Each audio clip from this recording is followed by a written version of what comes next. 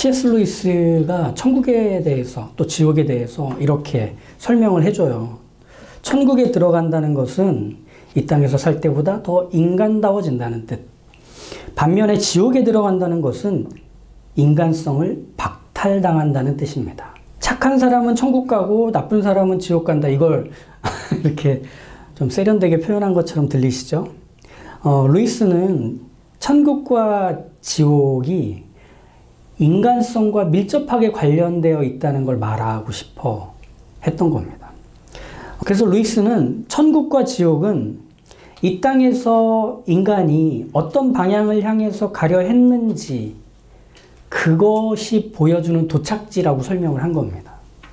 그러니까 인간다움을 끊임없이 지키며 살아가려고 애쓴 사람에게는 천국이 도착지가 될 수밖에 없고, 그 인간성을 끊임없이 내다 버리며 살아갔던 사람들의 삶의 도착지는 지옥이 될 수밖에 없다는 말인 거죠.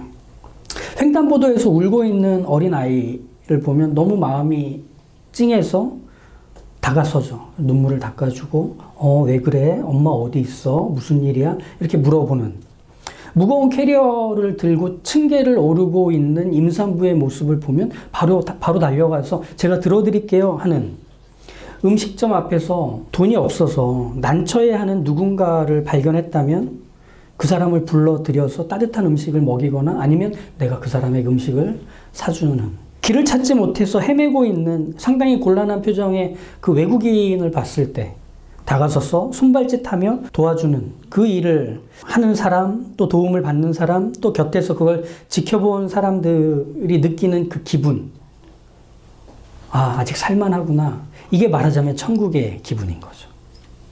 인류애가 충만해지는 바로 그때가 이 땅에서 천국을 맛보는 때일 겁니다. 세상 사람 모두가 이 맛을 잊지 않고 계속 맛보며 살아가면 갈등이 없을 거예요. 전쟁도 없을 거고, 누가 누군가를 미워하는 일들도 막 잦아들 것 같아요. 누군가의 손짓과 표정과 말에서 그렇게 천국이 비추어진다면 사람들은 그걸 보는 것만으로, 또 그걸 따라하게 되는 것으로 모두가 다 그걸 계속 맛볼 수 있다면 얼마나 좋을까라는 생각을 하며 이 세상이 한결 살만한 세상이 되지 않을까? 마치 산뜻한 향수를 뿌리고 온 누군가가 곁을 지나갈 때 그 향기의 기분이 좋아지는 것과도 같은 그런 것 말이죠. 반면에 인간다워져 가는 것에 힘쓰지 않고 살아간다는 것, 즉 인간성을 끊임없이 스스로 박탈시키며 살아간다는 것은 뭘까? 누구도 힘들어하는 사람을 도와주지 않는 그 현장, 오히려 그 약함에 대해 비웃고 괴롭히고 빼앗는 그 복판, 거기야말로 지옥이 아닐까요? 오직 강해야 인정받는 그 자리에서 약한 자의 비명은 끊임없이 입이 틀어막혀지고 강한 자의 행진만을 칭송하며 찬양하고 그것을 쫓아가려는 추악만 반복되는 그 현장, 지옥 아닐까요? 인간다움은 성공과 명성과 부를 획득하는 것이고, 그렇기 때문에 언제든지 인간답게 산다는 것은 내버릴 수 있는 불편한 것으로 여기고 살아가는, 끊임없이 선을 넘어가는 그 현장, 그럼 짐승들만 사는 지옥이지 않을까? 인간성을 내버린 자들에게 다시 돌려줄 인간성이 없게 완벽하게 박탈당하는 현장, 그게 바로 지옥이라고 하는 것과 지금 우리가 사는 세상에서 보여지는 지옥과 같은 모습은 어쩌면 그냥 연장선인 것 같아요. 근데 이제 징그러운 사실이 하나 있잖아요. 인간다움을 내다버린 채 사는 것이 지옥을 맛보는 것일 텐데도 그렇게 인간다움을 상실한 채 살다 보면 익숙해져요. 무뎌져요. 지옥문은 안에서 잠겨 있습니다. 그러니까 그렇게 살아온 사람들이 최종적으로 가는 자리는 거기가 낯설지 않은 거예요. 그래서 스스로 그 밖으로 나갈 생각이 없는 거예요. 인간다움이라는 게 원래 추상적이고 약자들이 만들어낸 허구였다면 인간다움만 없고 모든 게 있는 이곳을 천국이라 여기며 살겠다, 이렇게 말하는 데가 지옥이지 않을까요? 근데 우리한테도 이런 지옥의 맛은 천국의 맛보다 더 익숙하고 오래된 것 같아요. 인간이지만 인간다움을 내버려야 얻는 게 세상의 이치 같아서, 학년이 올라가고 또 이제 초중고가 이렇게 바뀌면 학교에도 좀 등치 좀 있는 애들 있죠. 막 몰려다니면서 담배 피우고 막 인상도 험악하게 막 읽으면서 막 침 찍찍 뱉고 막 욕 되게 거하게 하고 선생님께 무례하게 굴고 심지어 같은 반 학우들 돈도 뺏고 그래서 또래 아이들이 자기 눈치 보게 만드는 그런 애들이 학년 초에 꼭 등장을 해요. 그죠? 반을 장악하려고. 근데 그런 애들이 집에 가서 그걸 후회할까요? 이불 속에서. 왜 그랬을까? 그 말까지는 하지 말걸. 10,000원보다 그냥 5,000원만 달라고 할걸. 막 그러면서 후회하고 그럴까요? 멈추지 못해요. 더 가속도가 붙어요. 인간답지 못해야 찾아오는 게 있거든. 좀 더 편해져요. 좀 더 재밌고 다른 애들보다 내가 우월하다는 그 우월감을 맛볼 수가 있어요. 그러니 갈수록 더하죠. 반에서 누구 하나 좌표 찍고 괴롭힐 때 누가 가르쳐주지 않았는데도 전혀 어려움 없이 한 사람의 인생을 아주 잘근잘근 밟아버리는 일은 자연스럽게 일어나잖아요. 우리가 살고 있는 이 세상에서 아이들부터 그것들을 안 가르쳐줘도 다 해요. 이처럼 인간다움을 내다버리는 모든 생각과 계획과 행동이란 사람에게는 거침없고 대단할 게 없는 자연스러운 일입니다. 그러니 인간답지 못하고 잔인하고 또 악다군 있으며 사는 건 그 자연스럽다는 면에서 보면 굳이 애쓰지 않아도 돼요. 그냥 살면 그렇게 돼요. 그냥 살던 대로 살면 그렇게 지옥이 펼쳐집니다. 나 원래 이래 건들지 마. 막 이렇게 하는 두려움 없이 하고 싶은 대로 하면서 살아가면 우리 인생을 살아보니까 아시잖아요. 그렇게 두려움 없이 산 인생은 두려움을 차곡차곡 정립해 둔 겁니다. 나중에 그것들이 한꺼번에 이자까지 붙여서 찾아옵니다. 그래서 더 두렵고 불안한 삶을 살도록 만듭니다. 반면에 인간답게 산다는 것, 인간다움을 추구하고 그것을 이루며 산다고 하는 것, 올바르게 사는 것, 착하게 사는 것, 정직하게 사는 것, 이건 그렇게 살기 때문에 두려움이 없어야 할 것 같잖아요. 근데 이 삶도 두려움이 있는 삶입니다. 우선 그렇게 사는 삶은 끊임없이 내가 이렇게 사는 게 맞나? 이렇게 하는 게 맞나? 언제까지 이렇게 할 수 있을까? 과연 이렇게 하는 삶을 죽는 날까지 내가 유지할 수 있는 건가? 마치 벼랑 끝에 서 있는 선 끝에 발을 딛고 있는 것 같은 아슬아슬함이 착하게 살려고 하면, 올바르게 살려고 하면 찾아오는 불안함입니다. 두려움입니다. 편하지 않아요. 그렇게 사는 것은. 내가 한 번도 가보지 못한 길을 가는 것과 같은 거라서, 자연스럽지 않은 일을 하는 거라서. 그러니까 이렇게 생각하시면 될 것 같아요. 인간다움을 포기한 채 자기 멋대로 살면 안락한 지옥의 삶을 살다가 나중에 두려움이 찾아오는 거고, 인간다움을 지켜가려고 올바르고 착하게 살아가려고 하면 힘겹고 두려운 삶을 살아가는 것. 둘 다 무엇 하나 두렵지 않은 삶이 아니라는 겁니다. 바로 거기에 오늘 우리가 읽은 18절의 말씀이 있어요. 다시 한번 볼까요? 사랑 안에 두려움이 없고 온전한 사랑이 두려움을 내쫓나니 두려움에는 형벌이 있음이라. 두려워하는 자는 사랑 안에서 온전히 이루지 못하였느니라. 인간다움을 잃지 않고 인간답게 사는 것도 힘겹고 두렵고, 인간다움을 내버리고 살면서 언제 올지 모를 형벌을 두려워하는 그 모든 인간의 약함 속에 바로 이 말씀이 던져지는 거예요. 오직 인간은 사랑을 받고 사랑을 할 때 두려움을 이길 수 있대요. 그리고 동시에 사랑을 받고 사랑을 할 때 자신의 인간다움, 나다움이 자연스럽게 발휘되며 커져간대요. 이것이 18절에 담겨있는 이야기입니다. 사람은 생각해보면 혼내고 다그친다고 교정하고 배우지 않더라고요. 그쵸? 혼날수록 권위의 주눅만 들어요. 반항만 커져요. 그리고 자기 자신에 대한 난 어떤 사람이지? 난 어떻게 자라가야 되지? 내가 갖고 있는 것들은 어떻게 길러가야 하지? 하는 것들을 고민하기보다 길들여진 의존감에 끌려가거나 아니면 반항심으로 그것과 전혀 다른 것들을 선택하는 경우들이 많이 있습니다. 혼낸다고 사람이 올바른 길을 가지 못하더라고요. 결국 사람다움을 잃게 만들어요. 그렇다고 혼내지 않고 제약을 가하지 않으면 인간다움이 고스란히 지켜질까? 아니요. 그렇게 하면 사람이 망가져요. 이도저도 안 되는 거 아시죠? 지금까지 제가 너무 후회가 되고 속상한 것이 제가 저희 아이들에게 매를 들고 손찌검을 했다는 바로 그겁니다. 어린 우리 두 아이를 어떻게 하면 잘 길러야 되나 하는 생각이 너무 앞서다 보니까 어디 가서 욕먹지 않게, 그리고 어디 가서 칭찬 듣고 인정받을 수 있게 잘 길러야 된다는 생각 때문에 정직하지 않은 듯 보이면, 예의 바르지 못한 모습을 보이면 눈물 나게 혼냈었습니다, 어릴 때. 그러다가 어느 날 제가 제 아이의 얼굴 쪽으로 이렇게 손을 쫙 내밀었는데 얘가 움찔하는 거예요. 그때 너무 놀랬었습니다. 그리고 되게 슬펐었습니다.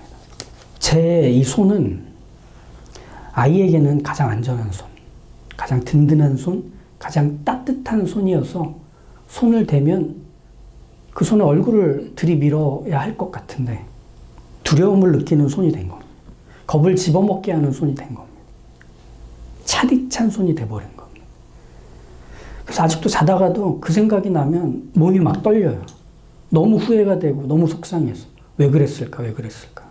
인간다움은 매로 만들어지지 않습니다.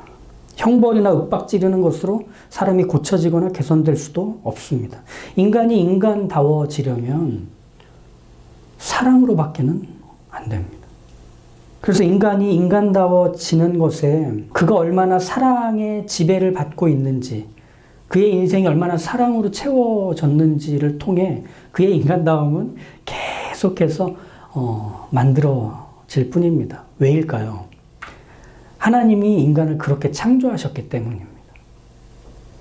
사람이 변화되거나 성장하는 것은 사랑으로만 가능하게 하나님이 만드셨기 때문에 그래요. 우리 학교 다닐 때 한번 기억해 보시겠어요? 떠오르는 선생님 계세요? 그 선생님 꼭 한번 뵙고 싶다 하는 그런 선생님 계세요? 중고등학교 때? 초등학교 때? 만약에 그런 선생님이 떠오르신다면 우리는 그분의 가르치는 탁월한 스킬, 그리고 남다른 어떤 지성과 어떤 의지 이런 것 때문이 아니라 그분의 사랑 때문이었던 걸 알 겁니다. 그분한테 사랑을 받았으니까 잊지 못하는 거예요, 그 사랑은. 그리고 그분의 사랑 때문에 전혀 바뀔 수 없었던 어떤 부분들을 내가 스스로 바꾸기 시작했던 기억도 있으실 겁니다. 사랑이 그런 일들을 해요. 하나님이 사람을 그렇게 만드셨기 때문에. 그렇다면 인간다워진다고 하는 것은 곧 사랑을 먼저 받는 일이 있어야 되고, 그렇게 사랑을 받은 것을 알고 그 사랑을 베푸는 일들을 해나갈 때 비로소 사람은 그 사람이 갖고 있는 가장 인간다운 모습과 나다운 모습들을 활성화시켜 가게 됩니다. 그래서 하나님이 우리를 사랑의 사람으로 만드신다는 건 우리를 재창조하시겠다는 뜻과 같은 거예요. 하나님이 우리를 사랑의 사람 되게 하실 때 우리 안에 있는 그 인간다움 그 자체를 원래의 모습으로 복원시키시려는 거죠. 그래서 사랑이야말로 우리 인생에서 가장 중요한 다정한 길잡이가 되어줍니다. 하나님이 인간을 창조하실 때 목적하신 우리 안에 담겨져 있는 것들은 이 사랑에 의해서 그 모양을 비로소 드러내게 되거든요.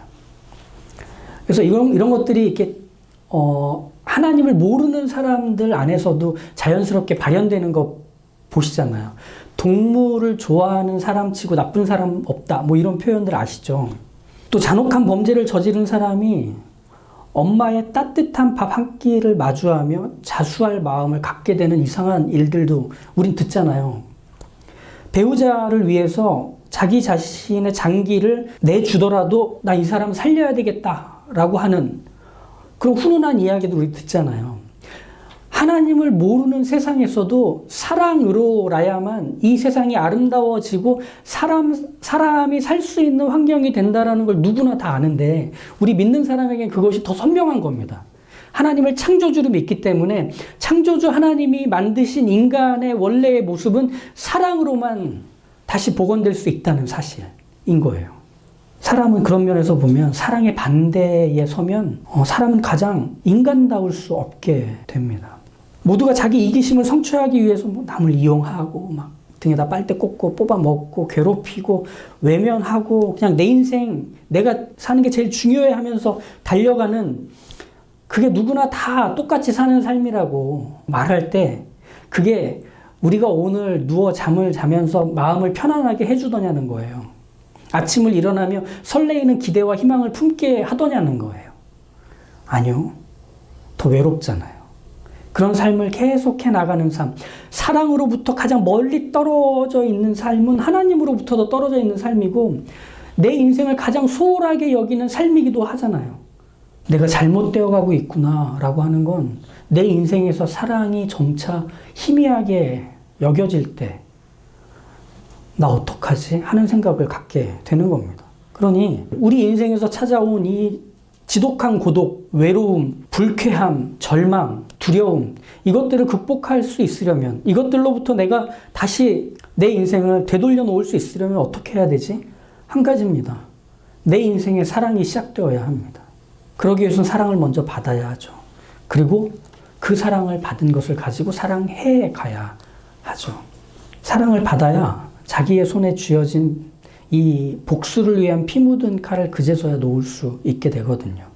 사랑을 해야 자신만을 위해 비겁하고 욕심만 부려왔던 그 모든 생각과 행동을 내려놓을 수가 있거든요. 인간의 생애에서 벌어진 일 중에서 가장 신비롭고 기적 같은 일 중심에는 그렇기 때문에 언제나 사랑이 있었던 거예요. 사랑으로 그런 일들이 펼쳐졌던 거예요. 그 사랑이 그 사람을 바꿨거든요. 그 사람이 그 인생을 돌이키게 하고 자기 자신의 모습을 되돌려 놓게 했거든요. 그러니 우리 인생에서 사랑이 이끌도록 허용해 주어야 합니다. 우리가 하는 모든 일에서, 우리가 맺고 있는 관계에서, 우리가 갖고 있는 생각과 감정과 의지, 그 모든 영역에 사랑을 앞에 두고 그것을 묶은 채로 가게 해야 합니다. 그게 바로 사랑의 사람의 모습이죠. 그걸 한 두 가지로 이렇게 생각해 보면 어떨까 해요. 첫 번째, 사랑은 우리가 살아가며 찾아오는 불안과 두려움을 넘어서서 살아야 하는 이유를 제공해 주기에 우리는 사랑해야 합니다. 자, 하나님께 사랑받는 사랑의 대상이 된 걸 알게 되면 우리의 삶에서는 대담함이 생깁니다. 예전에는 나한테 도움을 줄 수 있는 사람인가 그렇지 않은 사람인가, 내가 이익을 얻을 수 있는 사람인가 그렇지 않은 사람인가, 우리가 하는 일과 우리의 관계에서 모두 그렇게 우리는 계산했고 그리고 두드려 받고 그리고 곰곰이 따졌습니다. 근데 사랑이 앞서게 되면 그 사람을 보게 됩니다. 그리고 그 사람을 위해서 나는 무엇을 해야 할지를 아주 대담하게 생각하고 행동하게 됩니다. 결혼하신 분들은 아실 겁니다. 바로 이 사랑으로 우리가 한 아주 대담하고 겁없는 일이 뭐였죠? 애를 낳은 일입니다. 그게 뭔지도 모르고 했어요. 그게 이런 과정이었다면 과연 우리가 쉽게 도전할 수 있었을까? 감행할 수 있었을까? 돌이켜보면 아니에요. 그 전에 내 모습과 아이를 낳고 난 후에 기르면서 보였던 내 모습은 전혀 달라요. 엄마들만 떠올려 보시면 알잖아요. 엄마는 여자였어요. 여자가 엄마가 되자 세상 모든 것들을 이길 수 있는 슈퍼파워가 갑자기 생긴 것 같은 그 특별함과 위대함으로 자녀를 기르고 돌봤어요. 사랑이 그 일을 하게 하는 거죠. 사랑을 하는 것이 우리로 그런 일들을 가능하게 만드는 위대한 신비인 겁니다. 두 번째, 사랑은 우리가 가진 것들로 갈수록 망해가게 하는 그것들을 가장 아름다운 것으로 뒤바꿔 내게 해줍니다. 우리의 성향, 우리의 기질, 경험과 지식, 이것들은 잘 생각해 보면 그것들을 열심히 기르고 발전시키면 상당히 좋은 상태로 도달시킬 수 있습니다. 그런데 그게 망가지면 나를 가장 힘들게 만드는 것이 되기도 해요. 그래서 우리가 가진 것들은 언제나 좋은 쪽으로 흘러가기보다는 좋은 쪽으로 가는 듯 하다가 그것에 발목 잡혀서 내 인생이 후루룩 바닥으로 떨어지는 일들이 동시에 일어나는 경우가 바로 우리 안에 가지고 있던 것들이 그 일을 하게 만들어서 그런 겁니다. 어떤 사람들의 인생에 가장 빛나던 전성기가 있습니다. 가장 찬란하게 자신의 인생의 성공과 승리, 자부심을 보이던 때가 있습니다. 근데 그 사람들이 갑자기 추락하게 되는 일을 보면 그 사람의 성향과 기질, 경험과 지식으로 거기까지 올라갔고 그 사람의 성향과 기질과 경험과 지식으로 그 사람을 바닥에 떨어뜨린 거예요. 딴 사람들이 그렇게 한 게 아니에요. 내가 올라가게 했고 내가 떨어뜨리게 만든 겁니다. 왜? 내 성향과 기질과 경험과 지식을 오직 나를 위한 것으로 기능시켜 왔기 때문에 그런 거죠. 그러니 내가 가진 걸로 나는 가장 높은 자리에 오를 수 있었고 내가 가진 걸로 나는 그 자리에서 나를 끌어내리는 일을 동시에 했던 겁니다. 그러니 사랑이 이끌지 않으면 맛과 독이 같이 옵니다. 치명적인 독은 맛있게 먹고 나서 탈이 나게 만드는 거죠. 가장 잘 익었을 때가 상하기 직전이잖아요. 사랑을 앞세우지 않고 살아가는 삶은 바로 거기로 우리를 데려갑니다. 그렇다면 사랑이 앞서게 되는 삶은 어떤 삶이냐? 자기 자신을 위해 성향과 기질과 지식과 경험을 활용하는 게 아니라 사랑의 그것들을 묶어서 사랑이 그 일들을 하게 만드는, 즉 우리가 알고 있는 갈라디아서 5장의 그 성령의 열매를 기억하시면 성령의 열매는 사랑과 희락과 화평과 오래 참음과 자비와 양선과 충성과 온유와 절제, 이것들을 우리가 뭐라고 했죠? 한 가지 열매에 9가지 맛이라고 했었잖아요. 사랑이 이끌어가는 우리 안에 있는 발전하고 개발한 성품들, 성향들이 바로 이런 모양과 맛이더라 하는 겁니다. 거기에는 독이 없습니다. 거기서는 살리는 생명만 존재합니다. 그러니 하나님이 우리에게 끊임없이 요구하시는 거예요. 네가 가지고 있는 것들을 개발하고 싶다고, 발전시키고 싶다고, 그건 내가 원하는 거야. 내가 그렇게 하고 싶어. 그렇다면 그 일을 하려 하는 너희에게 내가 무엇을 먼저 주었는지 기억해라. 사랑이다. 사랑에 그것들을 묶어서 사랑이 그걸 이끌어 나가게 만들어라. 그렇다면 네가 가지고 있는 것들이 사랑으로 바로 그 원래의 모습을 되찾아 빛나게 될 것이고 가장 맛있게 될 거다. 그러니 내가 먼저 준 그 사랑을 기억해라. 19절의 말씀이 바로 그것이죠. 우리가 사랑함은 그가 먼저 우리를 사랑하셨습니다. 먼저 주신 바로 그것을 가지고 인간다움을 복원하라 하신 겁니다. 참 다정한 배려시죠. 하나님은 우리를 그렇게 하나님이 목적하신 원래의 모습으로 빚어가고 싶어 하십니다. 바로 이 사랑에 우리의 삶을 올려 살아가실 수 있기를, 천국의 맛을 보여주는 바로 그 사랑의 사람 되실 수 있기를 주님의 이름으로 축복합니다. 기도하시죠. 누구 하나 자기 인생에는 최선을 다하지만 그만큼 자기 인생에 치열하게 책임지며 산다는 것은 사람을 거칠고 이기적으로 만들 수 있구나 하는 것을 확인하게 됩니다.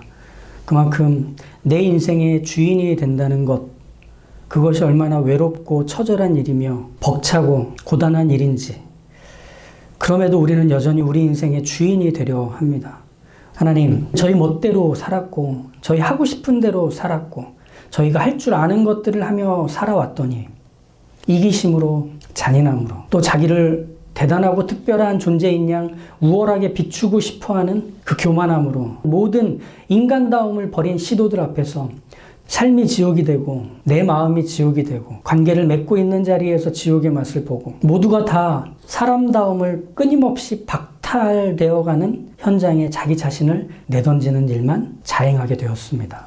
주여, 천국의 맛을 보일 수 있게 나의 성향과 기질과 경험과 지식에 사랑을 묶어 그 사랑이 이끄는 대로 살아가는 하나님의 사람, 사랑을 받은 자로 사랑하며 사는 그 삶 살아가도록 인도하여 주십시오.